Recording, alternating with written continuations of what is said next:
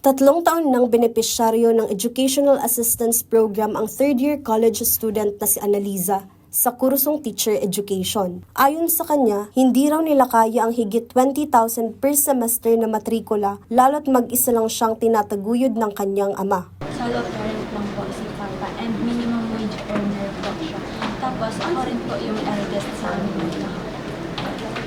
Si Princess naman ay porsigidong makapasok sa scholarship program ng probinsya lalo't ito lang daw ang tanging maipamamana ng kanyang mga magulang. Sakaling makapasok sa scholarship ay malaking kabawasan umano ito sa gastusin sa kanyang pag-aaral upang maipagpatuloy na maabot ang kanyang mga pangarap. Since we have this program, it helps us a lot since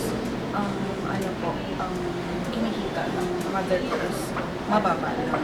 So, natutulungan na kami financially.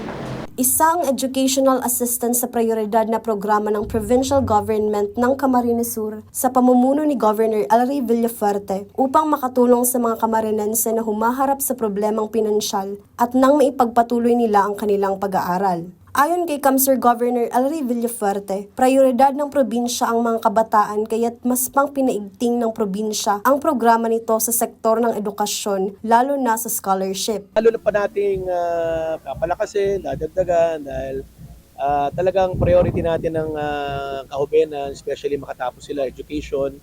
Pag may edukasyon, may pag-asa. Pag may pag-asa, may iaangat ang buhay ng pamilya. So, talagang taon-taon naman dumadagdag ang scholar, dumadagdag ang amount ng financial assistance. Our government, thank you so much po for giving us the opportunity po na makasali sa program na.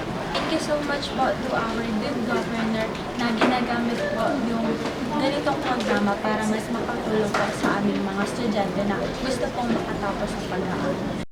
Jem Garcia, CSN.